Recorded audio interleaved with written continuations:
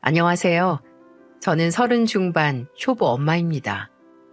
임신을 하고 출산을 한다는 건 여자로서 또 다른 인생을 살게 되는 일인 것 같네요. 그래도 이제는 누워서 울기만 하던 달이 돌이 지나면서 혼자 걷기도 하고 다 컸구나 하는 생각이 절로 든답니다. 이 정도로 다 키웠다고 하니까 좀 우습기도 하네요. 하지만 요즘에는 어머님도 많이 도와주셔서 어린 딸을 키우는 것이 힘든 것만도 아니고 그저 예쁘기만 하답니다. 친정엄마도 아니고 시어머니가 어떻게 편할 수 있나 이해가 안 가시죠? 저는 처음 시집 왔을 때부터 시댁에 들어와서 어머님을 모시고 같이 살았어요.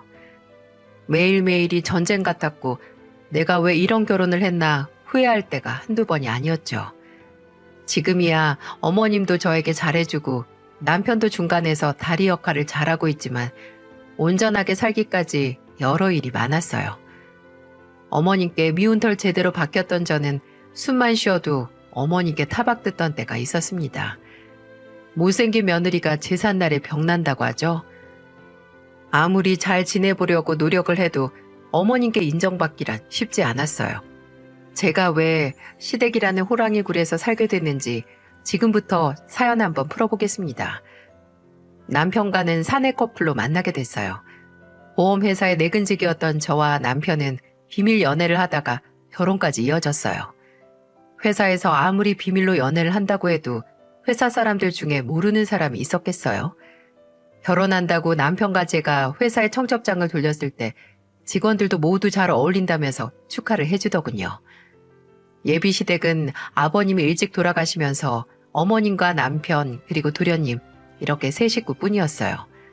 그런데 도련님이 지방에 취업을 하게 되면서 남편과 어머님 단 둘이서만 살고 있었어요. 그래서인지 남편은 어머님 사랑이 끔찍했죠. 왜 그랬는지 모르겠지만 그때는 남편이 참 가정적인 사람이라고 생각했답니다. 여자들 사이에서 그런 말 있지 않나요? 남자가 자기 친엄마한테 하는 행동을 보면 부인의 미래가 보인다는 말입니다.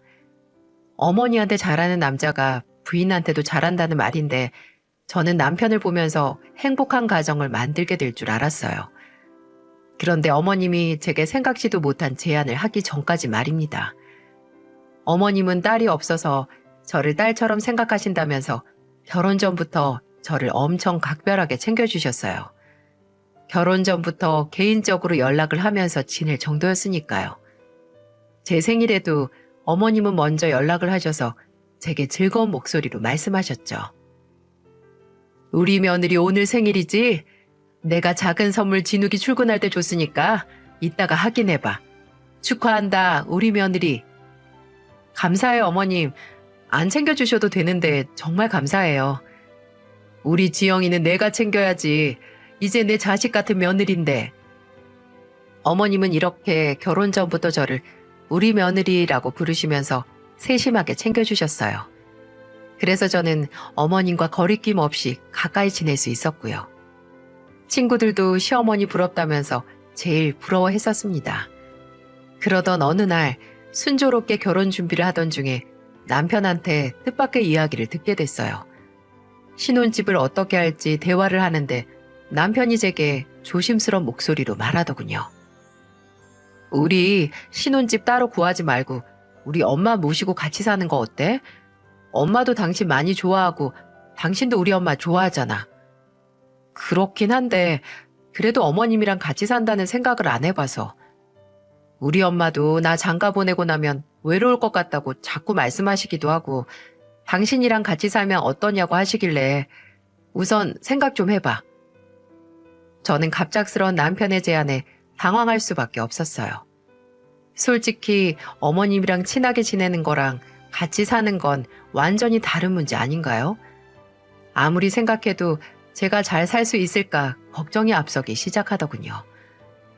물론 어머님이 살뜰하게 챙겨주시고 자식처럼 정말 잘해주긴 하셨어요. 하지만 언제까지 같이 살아야 할지도 모르고 한 번 살림을 합치고 나면 따로 분가해서 나오는 것도 어려운 일이라는 생각이 들었습니다. 이렇게 온갖 걱정을 하던 제가 결정적으로 시댁에 들어가서 살아야겠다고 다짐을 했던 계기가 있었어요. 결혼 전 어머님의 초대로 집에 식사를 하러 가게 된 겁니다. 평소 같았으면 어머님의 초대에 기쁜 걸음으로 갔을 텐데 이날은 조금 불안하더군요. 무슨 말을 하시려나 걱정이 앞섰거든요. 예상대로 어머님은 저와 남편을 보며 신혼집 이야기를 꺼내셨어요. 난감한 상황에 이러지도 저러지도 못하고 있었는데 어머님이 대뜸 제 손을 잡으며 말씀하셨어요. 내가 정말 딸이다 생각하고 잘해줄게. 남편 먼저 보내고 아들 두 놈이랑 살다가 한 놈은 지방으로 보내고 큰애랑 의지하며 살았는데 얘마저 장가 보내면 난 외로워서 어떻게 살겠니? 말년에 너무 외롭게 살면 내 인생 불쌍하지 않겠어? 저는 어머님의 울먹이는 소리로 하는 말씀에 마음이 동요했던 것 같아요. 같은 여자로서 어머님이 참 안쓰럽다는 생각이 들었습니다. 그리고 어머님이 그동안 저를 너무 아껴주시고 챙겨주셨기 때문에 괜찮을 것 같다는 마음도 들었고요. 지방에서 혼자 서울로 올라와서 외로운 생활을 하던 제게 어머님은 딸처럼 반찬도 챙겨주시기도 하셨고 가끔은 정말 엄마처럼 오셔서 같이 외식도 한 적이 있었습니다. 이렇다 보니 저도 어머님을 혼자 외롭게 두고 싶지 않다는 생각이 들었던 것 같네요. 그래서 결국 저는 어머님의 제안대로 같이 살기로 결정하게 됐습니다. 어머님 집은 꽤 넓기도 했어요. 40평대로 큰 집인데 넓은 집인 만큼 세 식구가 같이 살기에는 어려움이 없을 것 같았죠. 저는 어머님 손을 같이 맞잡아드리면서 따뜻한 목소리로 말했어요.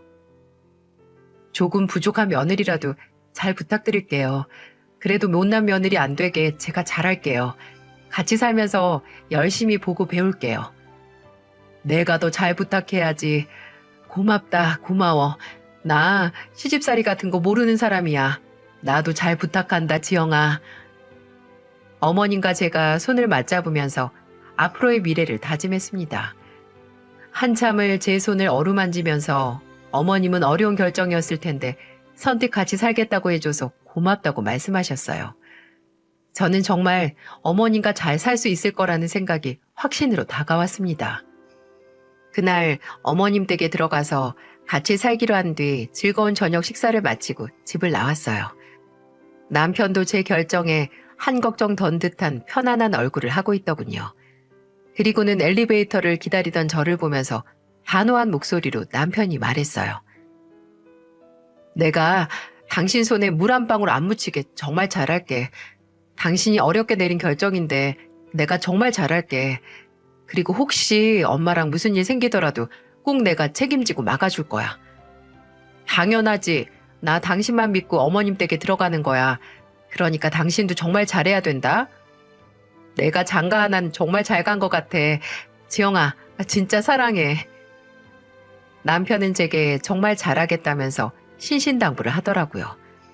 저는 든든한 남편 덕에 앞으로는 행복하게 살 거라고 생각했답니다.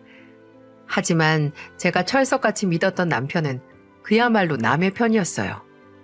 누군가 남편은 내 편이 아니라서 남의 편이라더니 제가 믿었던 남자일 줄 누가 알았겠어요?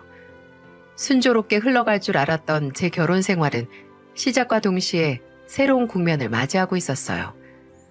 다들 예상하신 것처럼 바로 어머님과의 문제였답니다. 시집살이는 모른다던 어머님은 정말로 시집살이를 하고 있는 줄도 모르고 저를 압박하셨거든요. 시작은 경제권을 나누는 일부터였어요. 남편은 어머님과 살면서 모든 월급 관리를 어머님께 맡겨두고 있었어요. 그 덕분에 모아둔 돈도 많았는데 결혼하고 나서도 어머님은 돈 관리를 해주겠다면서 경제권을 안 넘겨주시는 겁니다. 아들 장가 보냈으면 당연히 부부가 살림할 수 있게 넘겨주셔야 하는 거 아닌가요? 결혼하고 본격적으로 같이 살기 시작했는데도 어머님은 남편의 월급 통장을 저한테 주질 않으시는 거예요. 저는 어머님께 몇 번을 말했어요. 그날도 어머님께 단호한 목소리로 말했습니다. 어머님, 남편 월급 통장이랑 그동안 관리해 주신 것들 저한테 다 주세요. 이젠 부부인데 저희가 관리를 하는 게 맞는 것 같아요. 내 집에 살고 있는데 내가 관리하면 될 걸 뭐하러 번거롭게 너한테 넘겨. 그냥 내가 하던 거니까 내가 할게. 아니요. 같이 살더라도 저희 부부 일인데 제가 할게요. 너 지금 선 긋는 거니? 남편 있다고 내 앞에서 지금 유세 떠는 거야? 내 아들 돈 내가 관리하겠다는데 왜 불만이야? 저는 갑작스러운 어머님의 말씀에 당황하고 말았어요. 제가 뭐 못할 말이라도 한 거라고 생각하시나요? 정말 아무리 생각해도 어머님의 말씀이 이해가 안 가더라고요. 그래서 저는 어머님께 황당한 목소리로 말했어요. 요즘 세상에 장가간 아들 통장 관리까지 해주는 부모가 어딨어요. 저한테 그냥 주세요. 알뜰하게 모아서 잘 살게요. 기가 막혀서 원. 내가 내 아들 통장 관리한다는데 왜 참견이야? 이건 참견이 아니고 부부가 됐으면 당연한 일이라고 생각해요. 그러니까 남편 통장 다 저한테 넘겨주세요. 제가 단호한 목소리로 어머님께 말씀드리자 어머님은 황당하다면서 손부채질을 하셨어요. 그런데 이 상황에 제일 황당했던 건 저였습니다. 왜냐하면 이 모든 상황을 지켜보던 남편은 그야말로 강 건너 불구경이었거든요. 진짜 어이가 없더라고요. 결국 남편 통장을 어머님으로부터 받아온 건 저였습니다. 그래서였을까요? 어머님과 제 사이는 급격하게 틀어지기 시작했죠. 그런데도 남편은 천하태평이었어요. 세상에 믿을 놈 하나 없다지만 남편만큼 믿을 구석 없는 사람이 또 있을까 싶었답니다. 제가 임신을 하고 출산하기까지 어머님과 미묘한 신경전을 하면서 매일같이 아슬아슬한 하루를 지내고 있었죠. 그러다가 제가 출산을 앞두고 육아휴직을 하면서 어머님과 둘이 보내는 시간이 늘어나게 된 겁니다. 딸 출산 후 산후조리원을 나와서 집으로 오자마자 어머님의 싸늘한 시선을 받아야만 했습니다. 한창 몸조리 신경을 쓸 시기에 어머님 눈치까지 봐야 했어요. 분명 애를 낳고 쓴 출산휴가였는데 집안일 하려고 집에서 쉬는 것 같았어요. 어머님은 저를 보면서 늘 살림 타령을 하셨죠. 아이를 낳아본 사람들은 아시겠지만 출산하고 제 몸을 챙기는 것보다 애랑 씨름하는 게 더 힘들지 않나요? 밤새도록 딸이랑 씨름을 하다가 새벽에 겨우 잠들었는데 어머님은 저희 부부 방문을 노크도 없이 벌컥 열고 들어와서는 제게 소리를 지르며 말씀하셨어요. 너는 아침에 남편 출근하는 건 보고 자는 거야? 참 팔자도 좋다. 밤에는 밤이라고 자고 아침에는 그냥 퍼질러 자네 아주. 당장 일어나서 밥상 안 차려? 어머님, 저 새벽에 겨우 잤어요. 애가 안 자는데 제가 어떻게 잔다고 퍼질러 잔다고 말씀하세요. 저는 너무 억울했어요. 남편은 출근해야 되니까 밤새도록 혼자서 애 보느라 힘을 다 썼는데도 저를 보면서 퍼질러 잔다면서 말씀하시는 겁니다. 제가 당연히 억울할 상황 아닌가요? 제가 무슨 살림하려고 휴가 쓰고 이 집에 있는 사람도 아니고 어머님께 화가 날 수밖에 없었죠. 매일 저만 보면 살림 타령하는 어머님 덕에 집에 있는 게 편하지도 않았어요. 그래서 그날도 어머님과 아침부터 날이 선 대화가 오고 가고 있었습니다. 어머님은 제가 말대답을 한다고 생각하셨는지 화를 내면서 말씀하셨어요. 너는 왜 그렇게 말대답을 해? 늦잠 잤으면 잤다고 죄송하다고 말하면 될걸. 애 핑계나 대고 잘하는 짓이다. 제가 핑계를 대고 있다고요? 어머님이 한번 애랑 한방 써보세요. 저야말로 지금 억울한 사람이에요.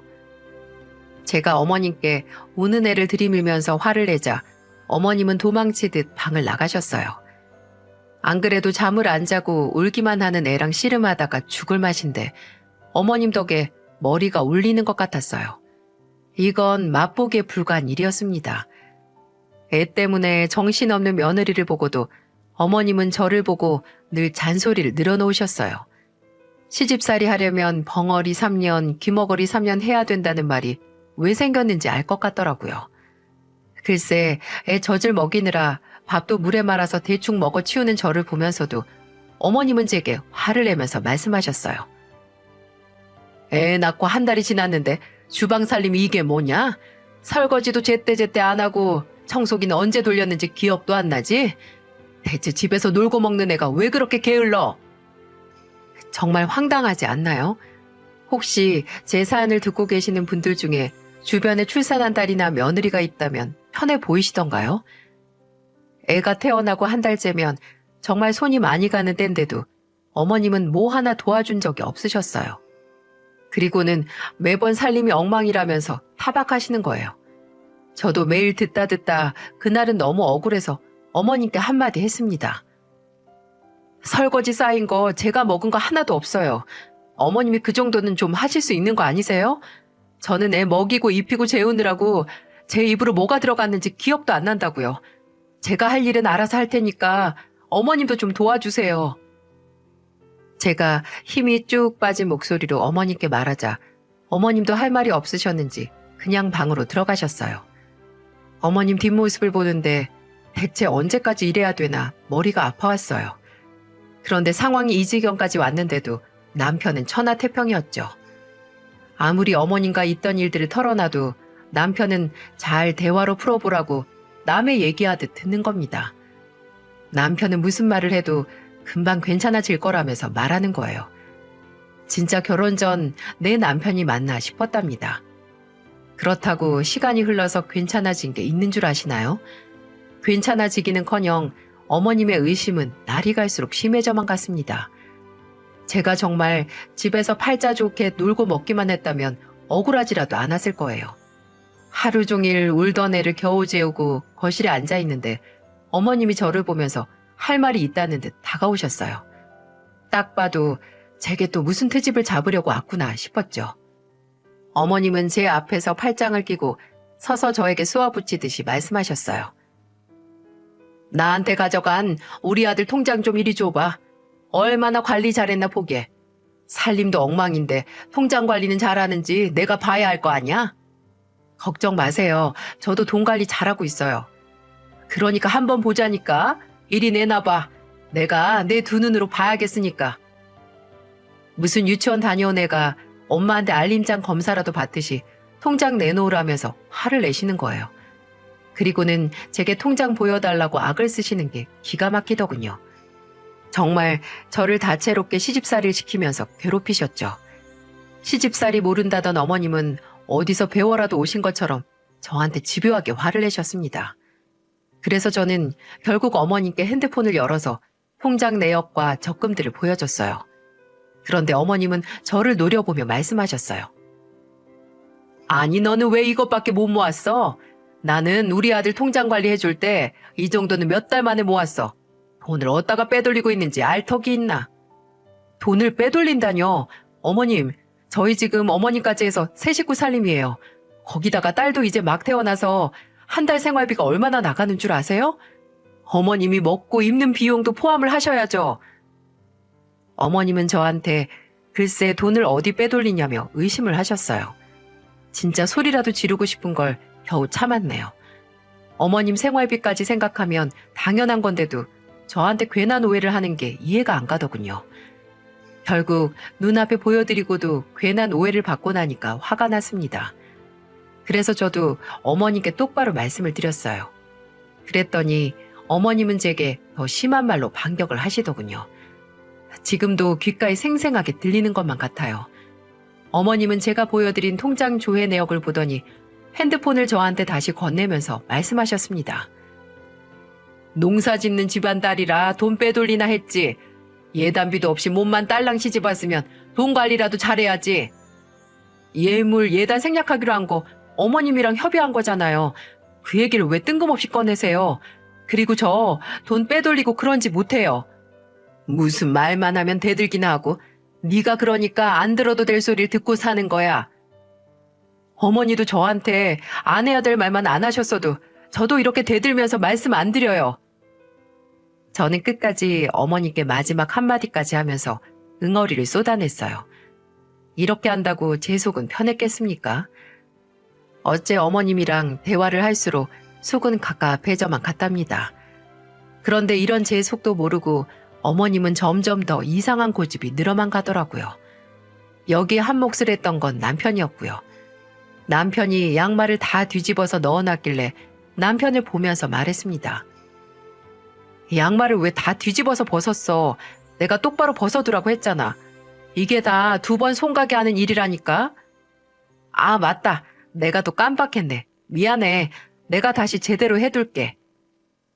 남편은 제 말이 끝나자마자 달려와서 양말을 제대로 뒤집어 놓기 시작하더군요. 그런데 어머님은 그 모습이 괘씸했는지 거실에서 저희를 지켜만 보고 계셨어요. 그러다 남편이 양말을 하나씩 제대로 두는 모습을 보면서 걸어오면서 말했습니다. 너는 뭐가 그렇게 까탈스러워? 이 정도 네가 할 수도 있는 거잖아. 꼭 이걸 쉬는 애한테 시켜야 네 속이 편해? 하늘 같은 가장한테 이런 걸 시켜? 앞으로 아들 빨래는 따로 돌려. 알았어? 무슨 남편 빨래가 신생아 빨래도 아니고 왜 따로 세탁을 해야 되는 건가요? 정말 기가 막혔어요. 그런데 이 와중에도 남편은 속 편하게 어머님 말씀을 장난처럼 듣고 웃고 있는 거예요. 이 사람만 믿고 행복하게 살 거라고 믿었던 제가 바보 같았어요. 그 상황에 어머님만큼이나 미운 게 바로 남편이었죠. 그래서 저는 어머니께 단호한 목소리로 말했습니다. 저는 제 딸 빨래 따로 세탁하는 것만으로도 바쁘고 힘들어요. 그렇게 별거 아닌 일이면 어머님 아들 빨래는 어머님이 따로 세탁하세요. 저는 어머님께 남편 옷은 직접 세탁하라고 말하고 말았어요. 그렇게 아들이 안타까우면 직접 해야 되는 거 아닌가요? 한창 육아로 바쁘고 정신없을 시기에 철없는 남편 옷까지 따로 빨래하게 생겼나 싶었답니다. 그래서 제가 어머님께 남편 빨래는 절대 못한다는 식으로 말하게 된 거예요. 어머님은 제게 계속해서 궁시렁거리셨지만 저는 보란듯이 제 딸 빨래만 모으고 있었어요. 그리고 보란듯이 남편 빨래는 쏙 빼놨죠. 그랬더니 무슨 일이 벌어졌는 줄 아세요? 어머님도 남편 빨래는 건들지도 않았던 탓에 남편이 신고 나갈 양말이 떨어지고 말았어요. 가만 보면 고래 싸움에 새우등 터지고 있는 건 남편이기도 했어요. 제가 이렇게 나오니까 어머님은 유치해지기 시작했어요. 남편이 퇴근하고 집에 오자마자 남편을 반갑게 부르면서 주방에서 뭘 꺼내오시는 거예요. 그리고는 남편을 식탁에 앉히더니 신이 난 목소리로 남편 팔을 붙들고 말씀하시더군요. 이거 낮에 사거리에 있는 한약방에서 받아온 건데 남자한테 그렇게 좋대. 요즘 일하느라 힘들 텐데 이거 좀 먹어봐. 이게 뭐야? 약은 엄마나 지영이가 먹어야지. 내가 먹어서 뭐해. 난 괜찮은데. 집안에 가장이 힘이 나야 집안이 사는 거야. 그러니까 잔소리 말고 입에 쓴 약이 몸에 좋은 거니까 얼른 먹어. 어머님은 몸에 좋은 약을 사오셔서 주방에 숨겨놨다가 남편만 따로 챙겨주시는 거예요. 제가 떡하니 보고 있는데도 어머님은 아랑곳하지 않으셨죠. 그리고는 남편 입에만 하나씩 넣어주셨어요. 참으로 눈물겨워서 못 봐줄 장면이었습니다. 하루 종일 주방에서 보초 서듯이 서 계시더니 제가 혹시라도 저걸 미리 보고 뜯어 먹을까봐 그랬던 거예요. 미운 며느리 떡 하나도 주기 싫으신 건지 남편 입에만 넣어주는데 속에서 서러움이 몰려왔습니다. 남편은 눈치도 없이 그걸 받아먹는 모습을 보는데 저도 친정엄마가 보고 싶더라고요. 서울에서 타지 생활하면서 힘들 때마다 엄마 생각이 간절했는데 그날은 너무 몸과 마음이 지쳐서 저도 모르게 방으로 가서 엄마한테 전화를 했습니다. 오랜만에 건 전화에 엄마는 반가운 목소리로 말했어요. 우리 지영이 잘 있었어? 안 그래도 손녀딸 보고 싶어서 전화 좀 해볼까 했는데. 엄마, 나 요즘 너무 힘들어. 그냥 엄마한테 가고 싶어. 왜 그래? 무슨 일이야? 너 지금 우는 거야? 엄마, 어머님이 나 종처럼 시집살이 시켜. 나 진짜 잘 살고 싶었는데 너무 힘들어서 못 살겠어. 결국 엄마 목소리를 듣자마자 눈물을 쏟고 말았습니다. 정말 엄마한테는 우는 목소리로 전화하고 싶지 않았는데 엄마 목소리를 듣자마자 울고 만 거예요. 엄마는 안절부절하면서 제 하소연을 다 들어주셨답니다. 그래서 그동안 제가 어머님과 어떻게 지냈는지 다 알게 된 거예요. 그래도 오랜만에 친정엄마 통화를 하고 나니까 속이 다 시원했어요. 그동안 시댁에서 겪었던 서름을 모두 다 털어놨죠. 그런데 이날 이후 저는 생각도 못한 일이 벌어지고 있었어요. 그날도 어김없이 딸과 정신없는 하루를 보내고 있었는데 엄마에게서 마침 전화가 왔어요. 괜히 제 걱정을 하나 싶어서 얼른 받아봤죠. 그랬는데 엄마가 제게 힘이 없는 목소리로 말했습니다. 지영아, 내가 허리를 다치는 바람에 일도 못하고 꼼짝없이 누워있지 뭐냐. 이번 주 주말에 사위 데리고 한번 내려와. 주말에? 내가 갈 수 있나 한번 물어볼게. 내가 미리 전화해서 다 얘기했어. 사위도 이번 주에 올 수 있다고 하던데 주말에 둘 다 왔다 가라. 갑자기 허리를 다쳤다는 엄마의 말에 걱정이 앞섰어요. 그래서 주말이 되기만을 손꼽아 기다렸고 주말이 되자마자 서울에서 지방으로 차를 타고 꼬박 3시간에 걸려서 내려갔습니다. 남편은 장모님 많이 다친 거 아니냐면서 걱정스럽게 말했어요. 저도 내심 걱정스러운 마음에 몸에 좋다는 건 다 챙겨서 내려갔죠. 3시간이 걸려서 도착한 친정집에 들어가자마자 허리에 보호대를 차고 있는 엄마가 보이더군요. 저는 엄마를 보자마자 당황한 목소리로 말했습니다. 어쩌다가 허리가 이렇게 다쳤어. 그러니까 내가 몸조심 하랬잖아. 일하다가 다쳤어. 내가 뭐 놀다가 다쳤겠어? 아프니까 너도 보고 싶고 우리 사위도 생각나더라고. 오늘은 사위가 좀 도와줘야겠어. 자네가 장인어른 좀 도와줘. 요령은 알려주면 금방 할 텐데. 엄마는 남편을 보면서 아빠랑 같이 모내기를 하라고 말했어요. 그런데 남편은 평생 사무실에서만 일하던 사람이 엄마의 말을 듣자마자 할 수 있다면서 큰 소리를 치는 겁니다. 그래도 못하겠다고 뒤로 빼는 것보다야 뭣도 모르고 모내기 하겠다고 달려드는 게 낫다 싶었어요. 그렇게 남편이 아빠를 따라서 논으로 나간 뒤 저는 딸을 재우고 나와서 엄마 상태를 보고 걱정스럽게 말했습니다. 허리 정말 괜찮아? 나랑 병원 한번 더 가보자. 병원 안 가도 돼. 나 허리 안 다쳤어. 허리를 안 다쳤다니 그게 무슨 소리야. 허리에 보호대까지 차고 있으면서. 이거 그냥 한 거야. 나 오늘 사위 정신교육 좀 시키려고 부른 거니까 넌 가만히 있어.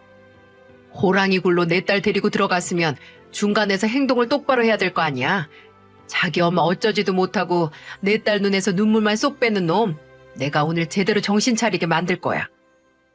저희 엄마는 제가 했던 하소연을 듣고는 제 남편의 정신교육을 시켜야 한다면서 저희들을 부르신 거예요. 그런데 저는 허리에 보호대를 찬 엄마를 보자마자 깜빡 속고 말았던 겁니다. 그렇게 엄마의 작전에 저도 동참하게 됐어요. 엄마는 남편과 아버지를 논으로 보내놓고 저와 한참을 대화하며 있었습니다. 저는 엄마에게 딸을 부탁하고 1시간쯤 지났을 때 논으로 나가봤어요. 겨우 1시간 지났는데 남편은 뭐하고 있었는 줄 아시나요? 아버지는 논에서 모내기를 심느라 이항기를 타고 일하고 계셨고 남동생은 이항기에 모판을 옮기고 있더군요. 남편은 그 중에서도 이항기로 모를 심지 못하는 구석에 허리를 숙이고 손으로 직접 모를 심는 일을 하고 있었어요. 남편은 1시간 겨우 해놓고 구슬땀 흘리면서 땀을 닦고 있더군요.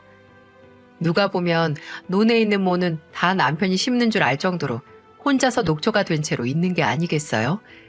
그렇게 큰 소리 떵떵 치고 가더니 완전히 죽겠다는 표정인 거예요. 아빠도 그런 남편을 보면서 비웃고 계셨고요. 그때 저를 뒤따라 나온 어머니가 그 모습을 보고 남편에게 큰 소리로 말했습니다. 큰 소리 치고 가더니 그것밖에 못했어? 오늘 이거 다 심어야 되니까 얼른 일어나. 네, 장모님 너무 힘든데 잠시만 쉬면 안 될까요?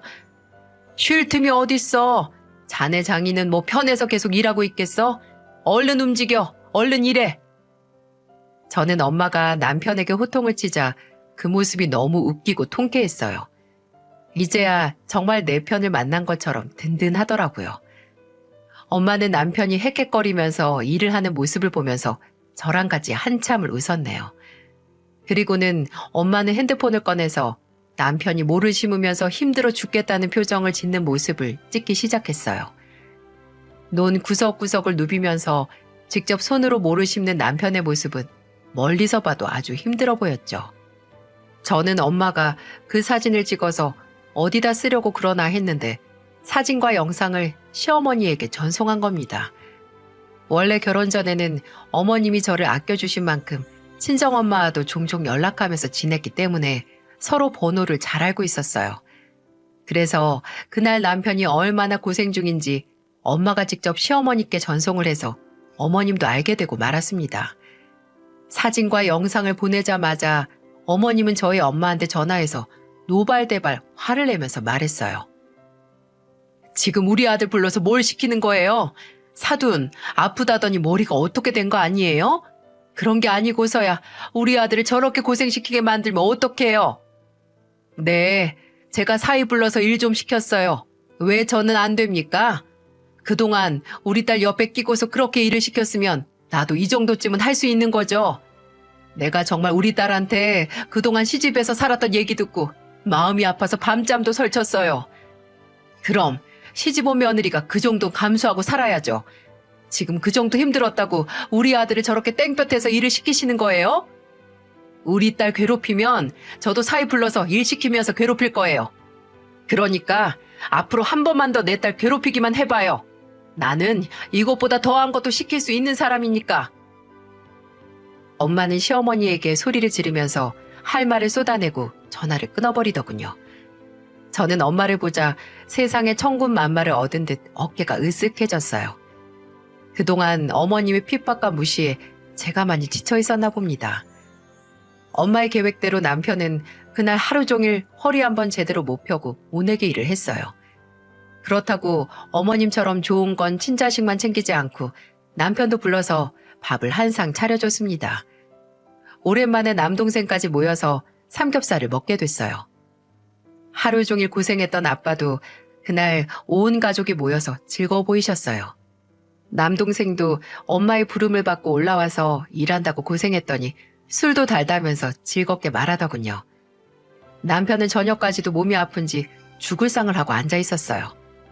그렇게 온 가족이 오랜만에 밥상 앞에 둘러앉았고 아빠는 남편에게 술을 한 잔 따라주면서 말했어요. 사무실에서 일하다가 밖에서 일하려니까 죽을 맛이지? 고생했어. 아닙니다. 장인어른이 고생 많으셨죠. 이렇게 힘든 일인 줄 알았으면 제가 종종 내려올 걸 그랬어요. 힘든 거 이제라도 알았으면 앞으로 자주 좀 내려와. 사위 하나 있으면 뭐해? 꼬다 둔 보리자루 마냥 쓸모가 없는 걸. 아빠는 남편을 보면서 자주 좀 오라면서 말했습니다. 남편은 속 없는 사람처럼 허허실실 웃으면서 말했어요. 그러자 엄마는 그 모습이 못마땅했는지 잔을 탁 내려두면서 말했습니다. 자네, 그동안 우리 집 모내기 하는 집이라고 은근히 무시했지? 우리 이렇게 힘들게 돈 벌어서 내 딸 귀하게 키운 사람들이야. 그러니까 잘 좀 챙겨. 사무실에서 편하게 돈 버는 거랑 다르다고 무시하지 말고. 아유, 그럼요. 제가 더 잘할게요. 장모님 걱정 안 하시게 제가 잘하겠습니다. 남편은 오늘 이 자리가 왜 만들어진 건지 눈치도 못 채는 것 같았어요. 그러자 옆에 있던 남동생이 매형한테 술 한 잔 따라주겠다면서 술병을 들었어요. 그러자 남편도 술잔을 들면서 기분 좋게 남동생이 따라주는 술을 받았습니다. 그러자 남편은 살짝 술이 오른 목소리로 신이 나서 말하더군요. 오랜만에 처남이 술도 따라주니까 오늘 일한 보람이 있네. 처남 오랜만에 봤는데 일하느라고 고생 많았어. 아유, 매형도 고생했죠.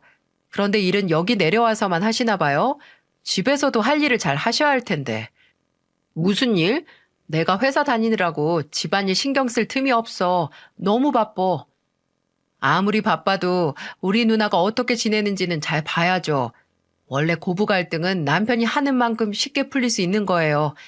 오늘 한 잔 드시고 그동안 소홀했던 거 앞으로 더 잘해주세요. 우리 누나 매형 믿고 결혼한 거잖아요. 내가 잘하려고 하긴 했는데 에휴, 마음처럼 잘 안 되네. 남편은 남동생이 따라주는 술을 마시면서 멋쩍은 듯 웃었습니다. 그렇게 한 잔, 두 잔 술을 마시던 남편은 취기가 좀 오른 듯 보였어요. 그리고는 남편이 어땠는 줄 아시나요? 남동생이 따라준 술을 마시고 애처럼 엉엉 울기 시작하는 거예요. 저는 처음 보는 남편의 모습을 신기하게 보고 있었죠. 남편은 한참을 혼자 엉엉 울더니 울먹이는 목소리로 저희 엄마를 보면서 말하더군요. 장모님, 제가 죽일 놈입니다. 저도 그동안 저희 엄마 말리려고 엄청 노력했어요. 모르시겠지만 저희 엄마가 아버지 돌아가시고 얼마나 성격이 꼬장꼬장해졌는지 몰라요. 가끔은 아들인 저도 무서워서 말을 못 걸 정도예요. 그래서 제가 더 잘하고 싶었는데 죄송해요. 엄마는 남편이 대성통곡을 하면서 하소연을 하니까 당황한 눈치였어요. 어색하게 등을 다독여주면서 달랬는데도 남편은 눈물을 그칠 줄 몰랐어요. 그래서 엄마가 남편을 달래주다가 한마디 하면서 말했습니다. 그러니까 자네도 이렇게 감당 못할 만큼 어려운데 내 딸은 어떻겠어? 그러니까 앞으로 중간에서 잘 좀 해봐. 나는 자네가 몰라서 못했다고 생각해. 이제 알았으니까 앞으로는 잘할 거잖아. 그렇지? 그럼요. 장모님, 저 한 번만 더 믿어주세요. 제가 지영이 눈에서 눈물 안 나게 정말 잘할게요. 남편은 갑자기 엄마한테 큰절을 하면서 걱정 말라고 하더군요. 그 모습을 보자 아빠도 남동생도 큰 소리로 웃었습니다. 엄마도 남편을 보면서 호탕하게 웃으셨고요. 그날 저녁 삼겹살도 푸짐하게 먹고 오랜만에 온 가족이 시원하게 웃을 수 있는 저녁이었어요. 그리고 마지막에 남편은 저희 가족들 앞에서 다짐을 하듯 큰 소리로 외쳤어요. 장모님, 장인어른, 제 딸과 지영이 앞에서 한 점 부끄러움 없는 아빠, 남편이 되겠습니다. 저 한 번만 더 믿어주세요. 그렇게 남편의 다부진 외침 속에 시골의 밤이 깊어갔어요. 다음 날 다시 서울로 올라가는 저희를 배웅해주면서 엄마는 저에게 신신당부를 하더라고요. 또 무슨 일 있으면 숨기지 말고 말하라면서 저에게 당부를 하셨죠. 그리고 남편을 불러서 정신 똑바로 차리고 중간에서 잘하라면서 당부도 하셨고요. 이렇게 혹독하게 배우고 온 남편이 어떻게 변했을 것 같으신가요? 사람 쉽게 안 변한다고 남편도 비슷했을 것 같지 않으신가요? 하지만 제 남편은 한번 제대로 배우고 나니까 누구보다 제일 든든한 남편으로 변해 있더군요. 시골에서 다시 서울로 올라온 저와 남편을 보자마자 남편을 보시더니 어머님이 저를 보면서 쏘아붙이듯 말했어요. 우리 아들은 땡볕에서 축구도 안 하는 애를 데리고 모내기를 시켜? 넌 정신이 있는 거냐 없는 거냐? 저는 어머님의 호통에 어이가 없었어요. 그래서 제가 한마디 하려고 했는데 저는 한마디도 못했네요. 어머님이 무서워서 못했던 게 아니라 남편이 나서서 어머님께 대답을 했거든요. 엄마, 나 땡볕에서 농구는 열심히 했어. 이런 일 별것도 아닌데 괜히 유난 좀 부리지 마. 그리고 며느리 데리고 살면서 별일 다 시켰는데 나도 처갓집 가서 일해야 공평한 거지. 그러니까 나 힘든 거 안타까우면 며느리 힘든 것도 똑같이 좀 생각해. 결혼하고 처음으로 저를 대신해서 어머님께 대답하는 남편을 처음 보니까 놀라울 따름이었어요. 처음에는 남편이 한 번만 저러고 마는 거 아닌가 했습니다. 그런데 남편은 생각보다 적극적으로 저와 어머님 사이에서 많은 노력을 하고 있었어요. 그래서인지 어머님과 제 사이가 몰라보게 달라지고 있었어요. 제가 어머님과 저녁에 맥주를 한잔할 수 있는 사이까지 발전한 거예요. 그러다 한 번은 남편이 양말을 뒤집어 벗는 걸 보고 제가 한마디 하려고 했는데 어머님이 나서서 남편을 붙들고 한마디 하시는 겁니다. 그것도 양말을 남편에게 던지면서 말씀하셨어요. 너는 양말을 뒤집어 벗으면 손이 2번 가잖아. 하루 종일 애랑 씨름하느라 우리 며느리가 얼마나 고생을 하는데 일거리를 만들고 있어. 양말 다시 정리해. 한 번만 더 뒤집어 벗으면 너는 이 양말 손빨래해서 신고 다녀. 저 대신 어머님이 남편에게 이렇게 말씀하시는 겁니다. 이게 믿겨지시나요? 어머님은 그렇게 저의 든든한 편이 돼주셨어요. 남편도 이런 변화가 싫지 않은지 웃으면서 미안하다고 말하더군요. 정말 놀라운 변화 아닌가요? 저는 남편의 노력 덕분에 어머님과 둘도 없는 사이가 됐어요. 아마 시어머니랑 같이 사는 며느리들 중에 제가 제일 즐겁게 지낼 것 같다는 생각이 들 정도랍니다. 옛말에 미운 열사위 없고 고운 외며느리 없다는 말이 있잖아요. 며느리는 아무리 잘해도 예쁨 받는 게 하늘의 별따기라는데 그러고 보면 요즘 참 복받았다는 생각이 드네요. 이게 저만의 노력이겠습니까? 남편과 저와 어머님까지 모두의 노력이 한 곳에 모여져서 이뤄낸 기적이라고 생각해요. 가족도 여럿이 사는 건데 다 같이 노력해야 화목해지는 거라고 생각합니다. 제가 이렇게 긴 사연을 쓰는 동안 저 대신 육아에 힘써주는 어머님을 떠올리니까 또 흐뭇해지네요. 절대 안 변할 것 같던 어머님도 변한 걸 보면 다른 가정에도 저와 같은 기적이 이뤄질 거라고 믿습니다. 그러니까 저와 비슷한 고민이 있는 분들 모두 대화로 잘 풀고 가정에 평안이 깃들기를 바랄게요. 감사합니다.